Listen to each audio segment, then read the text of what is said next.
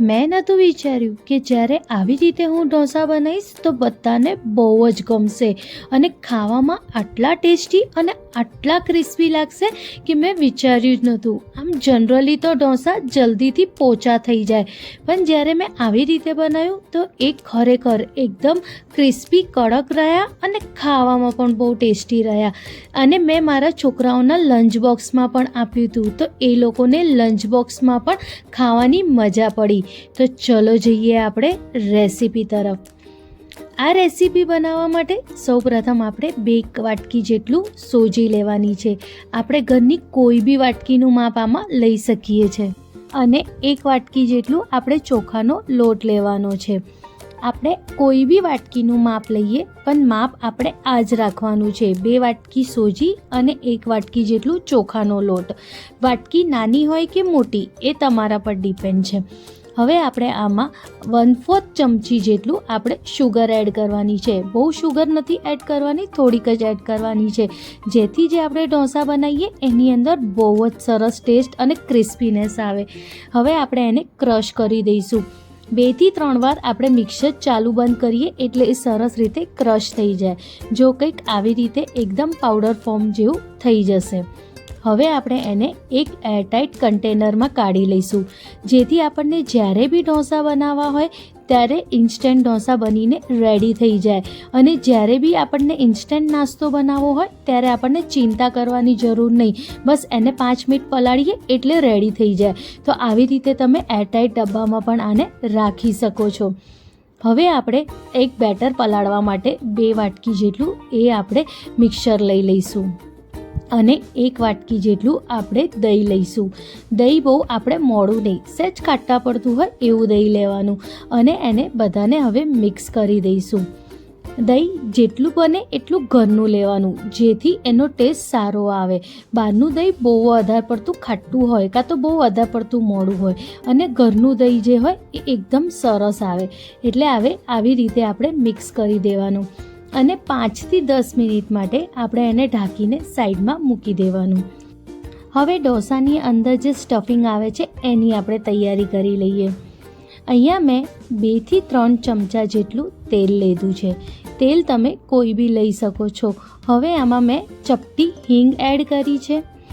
1 નાની ચમચી જેટલું મેં આમાં રાઈ એડ કર્યું છે. અને થોડા લીમડાને એડ કર્યું છે. તમે કડી પત્તા તાજા કે સૂકવેલા કોઈ બી આમાં એડ કરી શકો છો. અને 1 ચમચી જેટલું મેં આમાં અડદની દાળ એડ કરી છે. જ્યારે રાઈ અને અડદની દાળ સરસ રીતે શેકાઈ જાય પછી આપણે આમાં 1 કાંદાને મેં આમાં ઝીણા ઝીણા સમારીને એડ કર્યું છે. મેં આવી રીતે કાંદાની ચિપ્સ કરી છે, લાંબી લાંબી કતરનની જેમ. બસ આવી જ રીતે આપણે કાંદા સમારવાના છે. બસ હવે કાંદાને આપણે સરસ રીતે ફ્રાય થાય ત્યાં સુધી આપણે એકદમ મીડિયમ ફ્લેમ ઉપર એને શેકી લેવાનું છે.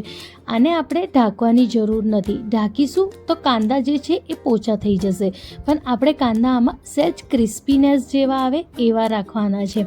એટલે આપણે એને એમ જ થવા દેવાનું છે.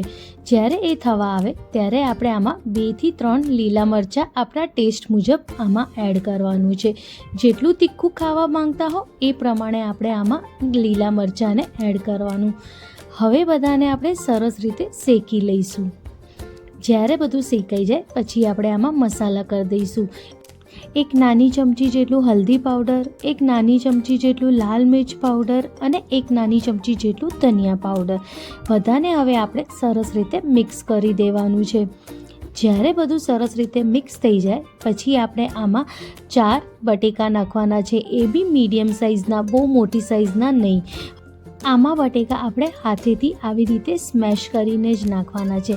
કદુકસ કરીને બટેકા આમાં આપણે એડ નહીં કરીએ. બસ આવી જ રીતે હાથેથી આપણે સ્મેશ કરીશું, જેથી બટેકા સરસ રીતે આમાં મિક્સ થઈ જશે.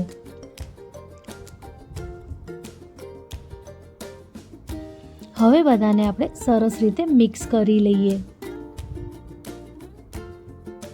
જ્યારે બધું સરસ રીતે મિક્સ થઈ જાય તો આપણે આમાં 2 ચમચી જેટલું પાણી એડ કરવાનું છે, જેથી એ બટેકા જે છે એ ડ્રાય ના થાય અને સરસ રીતે મિક્સ થઈ જાય. બસ 2 ચમચીથી વધારે આપણે પાણી આમાં એડ નહીં કરીએ અને એ બટેકા અને જે કાંદા છે એ બધા સરસ રીતે મિક્સ થઈ જશે. અને એક સાઈડ હવે આપણે એને મૂકી દઈશું ગેસ બંધ કરીને ઠંડુ થવા માટે. જ્યારે આ બધું ઠંડુ થઈ જાય પછી જે આપણે બેટર પલાળ્યું હતું 10 મિનિટ માટે, એને હવે આપણે ચેક કરી લઈશું.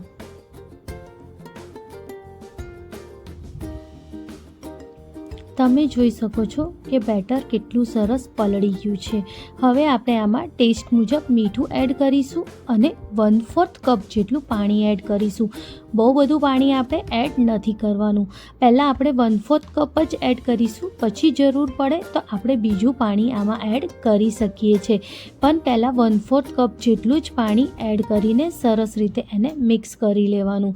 તમે જોઈ શકો છો કે કેટલું ઢીલું અને સરસ બેટર રેડી થઈ ગયું છે. હવે તમે આમાં 1/4 ચમચી જેટલું કાં તો ખાવાની સોડા એડ કરી શકો છો, કાં તો અડધી ચમચી જેટલું હવે આપણે આમાં જે ઈનો આવે છે એ એડ કરીએ. ઈનોનું તમે કોઈ બી પેકેટ આમાં એડ કરી શકો છો. અગર ઈનો એડ કરો તો અડધી ચમચી, અને અગર ખાવાનું સોડા એડ કરો તો તમે એમાં 1/4 ચમચી જેટલું જ સોડા એડ કરવાની અને એની ઉપર થોડું પાણી નાખવાનું, જેથી જે સોડા છે એ સરસ રીતે મિક્સ થાય. બસ હવે આવી જ રીતે આપણે બેટરને સરસ રીતે મિક્સ કરી દેવાનું છે. તમે જોઈ શકો છો બેટર કેટલું સરસ ફૂલીને રેડી થઈ ગયું છે. હવે આપણે જે ઘરમાં ટોસ્ટર હોય જેમાં આપણે બ્રેડ શેકીએ છીએ એ આપણે લઈ લેવાનું છે. હવે એમાં આપણે થોડું તેલ લગાવીશું. આપણે થોડું સરખું તેલ લગાવવાનું, જેથી એ સરસ રીતે બધે ફેલાઈ જાય. હવે એમાં આપણે જે બેટર રેડી કર્યું હતું એ બેટરને આપણે થોડું થોડું કરીને આમાં એડ કરીશું અને બધી બાજુ આપણે એક સરસ પતલી લેયર જેટલું ફેલાઈ દઈશું, કંઈક આવી રીતે. તમે વિડીયોમાં જોઈ શકો છો કે કેટલું સરસ રીતે મેં આ બેટરને ફેલાયું છે ચારે બાજુ. હવે જે આપણે બટેકાનો માવો બનાવ્યો હતો એ બટેકાને માવાને હવે આપણે આની વચ્ચે કંઈક આવી રીતે સ્ક્વેર શેપ કરીને મૂકી દઈશું અને આવી જ રીતે આપણે આ મોટું અને ફેલાઈને મૂકવાનું છે.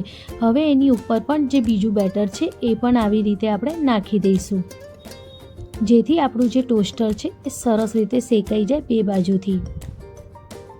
બસ આવી જ રીતે ફેલાઈ દેવાનું છે અને હવે આપણે ટોસ્ટરને બંધ કરી દઈશું અને એકદમ લો ફ્લેમ ઉપર આપણે એને શેકી લેવાનું છે. હવે ઉપરથી પણ થોડું તેલ એડ કરીશું, જેથી એ બે બાજુ સરસ રીતે શેકાય.